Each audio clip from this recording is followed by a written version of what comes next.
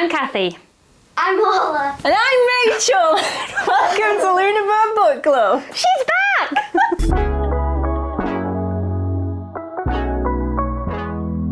Look, he's back! It's me, Rachel! Mario. Mario.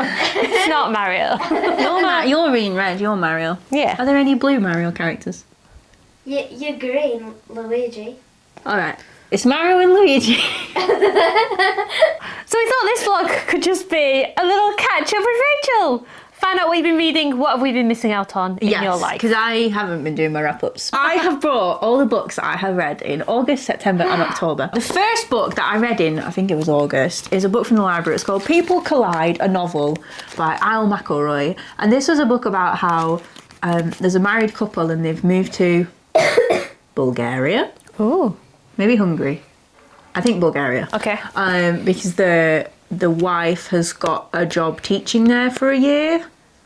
Something like that. I can't really remember. And then one day the husband wakes up and they've swapped bodies and Ooh, Freaky Friday. The wife has gone missing in the husband's body and he like goes out to find her and stuff. And then at the it just I don't really know if I understood what this book was trying to say. Okay. Man's mother arrives on the scene looking for the man because the man has gone missing because the wife is in the man's body. Yeah. And if she wasn't there, then I think that it was like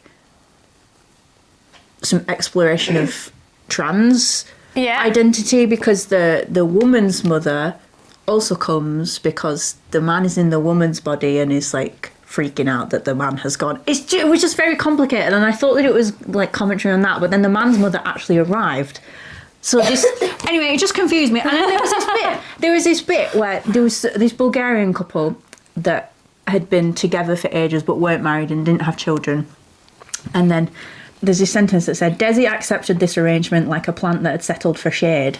Because she wants children, but she's getting older and it just doesn't look likely. And it's like expected that the husband, not the husband, the fiance, because they are engaged, they've been engaged for years, but just haven't got married, that like eventually he's going to trade her in for a younger model or something. Oh. And I just thought that, to me personally, every single character in the novel kind of had that attitude towards life. Like nobody really seemed particularly happy in the life that they had. They were just... But didn't want to do anything about it. Yeah.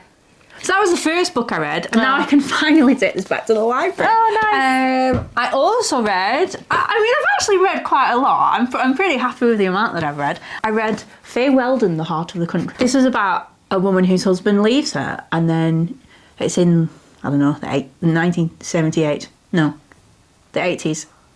So she's left, she doesn't have a real job. Her husband's gone with all the money and she has to work out how to live and feed her children. Yeah. That was okay.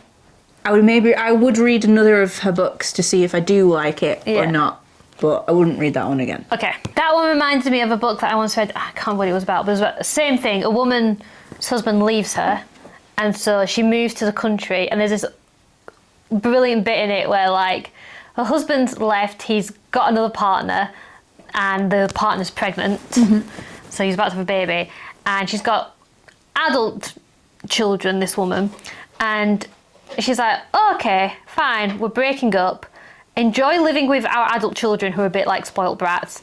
I'm off to live by myself in the countryside. So so this man thought he was going to like set off a new second life. Yeah, but he's stuck with the children who are...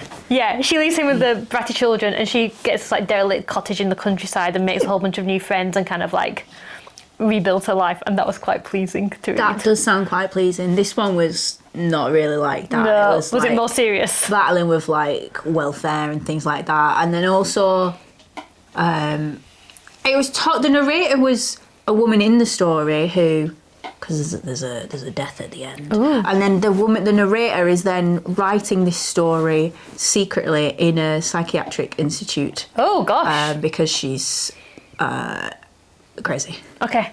That is not where I was expecting that book to go at all. I'm a bit intrigued now. After that, though, I read Bear Mouth by Liz Hyder. Alison recommended that I read this after one of my TBR videos, and I loved it. It was so cute. It was I really liked it. The way that it's written, because the narrator is learning how to spell and read and write and stuff, so it's written in incorrect English. Oh, wow. But it was really fun. I really like the characters. It's about like a revolution in a mine where people are being sent to work in horrible conditions, and it was really Nice. fun, and yeah, I really liked it. I would read this again. I would recommend it. It is a kid's book, but it was That's a good one. that's not a negative Alison. thing. Yeah, thanks, Alison. Thank you for your recommendation. I know it took me a while to get to it, but I really enjoyed it.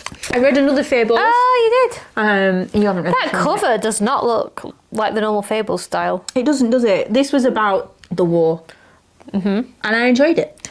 But we'll probably talk about this more in an actual Fables video. So we'll just leave that one for now. More to come. You need to read that before we talk about that anymore. I read The Little Grey Men. This is my known book. I enjoyed this. It wasn't quite what I was expecting. I was expecting it to be a bit more summery and stuff, but it was a fun little adventure through England. And yeah. Can I borrow that you one? can borrow that one. I also read Second First Impressions by Sally Fawn. This is the lady that wrote The Hating Game. Yeah. And I read, this is her third novel. Is that a sticker that's stuck forever? Yes. Yeah, unfortunately. The back made it sound like it was going to be like, these people hate each other and they're always getting at each other, but it was actually really cute. I really enjoyed it. I would read this again. I got rid of the second Sally Fawn book because I knew that I wouldn't read it again, but I'll keep this as well as The Hating Game because I really enjoyed it. It was really cute. Nice. It's always good to have a good rom-com that you can like revisit when you need a bit of chewing up. So those are the physical books that I've read. I also have audiobooks. Nice. Let me consult my wrist. Not my wrist.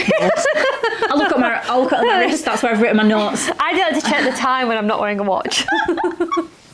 Oh wait, I read 2 plays. One was called Bleak Expectations, which was like a spoofy version of Great Expectations. Well, that sounds fun. And then I read a play adaptation of Kind Hearts and Coronets, which is a film from the 50s, 40s, 60s. I don't know when. Has a guy called Alec Guinness in it. Oh, he plays Ben Kenobi in Star Wars. Does he? Yeah. Well, it's when he was younger and he plays all the characters. Oh, wow. But I found that play quite boring.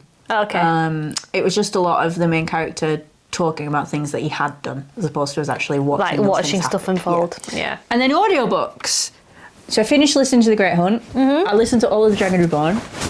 And I've just started listening to The Shadow Rising. Wow. Proper Wheel of Time, couple of months. Yeah. But in between those Wheel of Time books, I also listened to another recommendation from Alison on our summer book recommendation video. She said, you should read Summer at the Lake by Erica James.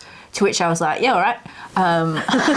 So I listened to that and I really enjoyed it. This is 2 narratives. It's some young people and an old lady going to Italy, and then you're also reading about the old lady's past life where she goes on holiday to Italy with her father. That was my favourite bit. The flashbacks. The flashbacks. But I liked it. It was cute. Nice. Yeah. Thanks, Alison, again.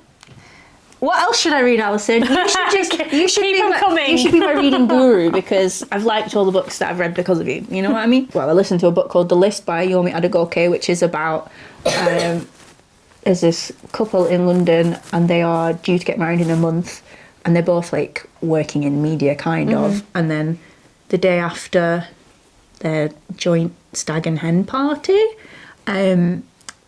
the man's name is put on a list of abusers in the industry. Ooh. And it's... You could not have done that in a more inappropriate line. So it's about like how they deal with that and whether they get married or not. Oh gosh, was that good? That sounds like really gripping. It was okay. It had a lot of bad reviews. Oh, right. But I don't think it warranted the bad reviews. But yeah, it was okay. And then, because I'm in a play at the moment based on Agatha Christie's 5 Little Pigs, I listened to the audiobook of that. That took me ages to listen to because I would put it on in bed and then I'd fall asleep. Yeah. But I enjoyed it. It's very different to the play. You've listened to loads of audiobooks. Like, it's taken me about 2 months to get through one Wheel of Time audiobook. Then after 5 Little Pigs, I listened to We'll Leave the Galaxy for Good, which is the 3rd in like a satirical sci-fi series that I've listened to over the past few years. And I enjoyed that. It was a good end to the series. And then I started listening to a book called The Setup by Lizzie Dent. But after about 3 chapters, I wasn't vibing. So I stopped listening to that and I've started listening to Shadow Rising. Okay. So that's all I'm nearly done, I promise. No, this is great. And then these are physical books that I have read bits of, but not all of. So I I read one article in This Is How We Come Back Stronger. This is lots of different articles that I'm just burning my way through. Yeah. So I read one of those in the whole 3 months. I also started reading Wuthering Heights by Emily Bronte because we started reading it at the same time. I imagine you've probably already finished it. I haven't started. Oh, that's perfect. I've only read, 5 chapters? Oh, perfect. Really okay, slow. that's fine. I've never read this before, and I thought the narrator was someone called Nell. Eventually it will be. Okay. Is she the housekeeper at Mr. Lockwood's house? Because she has just started. Yeah. Honestly, the narration of Wuthering Heights, because it starts with Lockwood, and then it'll go to Nell, and then Nell often recounts what either Cathy or Heathcliff tell her. So it's like Russian dolls. like Inception. Yeah, like Inception, one thing after another after another. Storyception. Yeah. So we're on chapter 6. Oh, I'm actually recording myself read this and sending it to Aaron, which is why it's taking so long, because he bought it for me. So we're enjoying it together. We'll talk about that more later as well, won't we? When I read it too. And then I'm reading a Michael Morpurgo book called Cool, which is about a boy who gets hit by a car and he's in a coma. That's not a good title. That looks really familiar, that cover. His dog's been hit by the car as well. The dog's been his dog got hit by a different car. And he went into the road to save his dog. Oh, and then got hit by a car. Oh, no. Bad day. Very bad day. No, and his dog's called Lucky. Oh. Not very lucky, is he? So I'm about halfway through that. I could probably finish that before tomorrow. Yeah. And then I've also, another book that I got from the library at the start of the summer, The Constant Rabbit by Jasper Ford. I thought it was Fjord or Fjorde, but it's just Ford. Yeah. This is, I'm really enjoying this actually. I wasn't sure in the first 50 pages, but I'm now on. Creepy. I'm now on page 208 and I'm invested. The cover is so creepy. What's it about? Isn't it? It's about, 60 years ago, a period in the past, there were several animals got anthropomorphized. Oh. So there was 18 rabbits. It means they turned into human type animals. Like the rabbit wearing a suit. Okay. So I think there were 18 rabbits, some foxes, some weasels, a badger, a caterpillar, 6 bees, and another animal. And then from that, the anthropomorphized animals have had populations. So there's quite a big population of rabbits in the UK, but right-wing people aren't particularly happy about there being rabbits in the UK. And they're... it's like an allegory for xenophobia and racism and things like that. But I'm really enjoying it. And I think that's it. What's the last book you've read? The last book I've read is... Oh, hang on. Let's have Lena on. Let's have a look around. I think you're just going to get the back of her head. Yeah. I have been very slowly working my way through my H.G. Wells big book. So I'm currently on War of the Worlds. I think I've got about 20 pages left of that to read. I've read The Invisible Man, The Island of Dr. Moreau, and what's the first one I read? The Time Machine. All very good stories. It's just because it's a bit old-fashioned language now, and some scientific concepts. I've just been going slowly with it, but I have been enjoying it. But that's what I've been pretty much reading all this month, and then I've only been listening to Wheel of Time. Now that I finished Shadow Rising, I might listen to a different audiobook for a while and then go back to Wheel of Time. And then that gives me a chance to catch up as well. Yes. Smart. Do you have any other book news to share with each other? Oh, yes! Yes? So, Cathy, you won our Book Girl Summer Challenge because I failed miserably at it. I didn't even complete my grid. Not completing my grid does mean that we don't get to do a fun book activity together. But oh yeah. Oh wow. That's all right because we do things together anyway. But because you got the first line, you get a bookmark. Ooh. And because you got the first grid, you get a book. This is the bookmark. Oh, so cute. Oh, it's one of my favourite scriptures. Is it really? Yeah. Oh, it says, and I pray that you, being rooted and established in love, may have power together with all the Lord's holy people to grasp how wide and long and high and deep is the love of Christ, and to know this love that surpasses knowledge, that you may be filled to the measure of all the fullness of God. And it is covered in gorgeous, little flowers and wheelbarrows and stuff. Oh, can I make this focus? Oh, I have some That's it. And it's covered in little planty stuff, which it might not focus, but I'm telling you, it's cute, and you'll just have to believe me. It is cute. It's got flowers on the back as well. Yes, it does. Is it by Hannah? It is by Hannah. Yeah, sorry. There's loads of pictures in my school that are made by the person who drew the pictures on that book. Yeah, I can instantly recognise it. She's quite a famous Christian artist, isn't she? Hannah done it. Yeah. Very good. You didn't know that, did you? No. It's very nice. I love that. Thank you. And then the book that I got you, it was from a £1 shelf at a church. Love that. Now, you might have already read it, I don't know, but I know that you like Carol Matthews. I do like Carol Matthews. I don't know if Matthews. you only like the Chocolate Lovers series, but this I is a can't book. remember. I'm sure I like it. A Cottage by the Sea. Good start. It looks like it includes fish and chips. Grace has been best friends with Ellen Flick forever. The late night chats, shared heartaches and good times have created a bond that has stood the test of time. When Ella invites them to stay for a week in her cottage in South Wales, Grace jumps at the chance to see her old friends. Love that already. She also hopes that the change of scenery will help her reconnect with her distant husband. Then Flick arrives, lovable, bubbly, incorrigible Flick, accompanied by the handsome and charming Noah. This is going to be 1 week that will change their lives forever. Nice. I love that. Thank you. You're Thank welcome. you very much. Also, several months ago when I did my book D-Haul, when I actually got rid of some books, you were like, oh, do you still have that? So I brought you this as well, The Little White Horse. Oh, yeah. Because I felt like I recognised it, but I'm not sure if I do or I didn't. Anyway, that's yours to do with whatever you want. Nice. And that is you all caught up on the happenings of Rachel.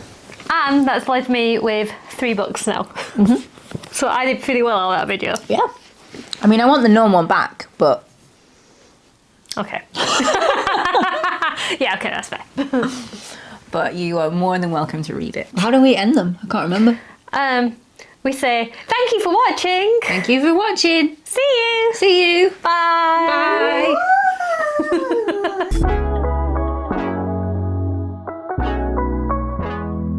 I'm going to eat my marshmallow Yeah. and then concentrate on what you're saying. Fair enough. Oh, stretch. Okay. All right. Is it a good marshmallow? Yeah. Does it taste of pumpkins or does it just taste of marshmallows? No, it's just marshmallow fish.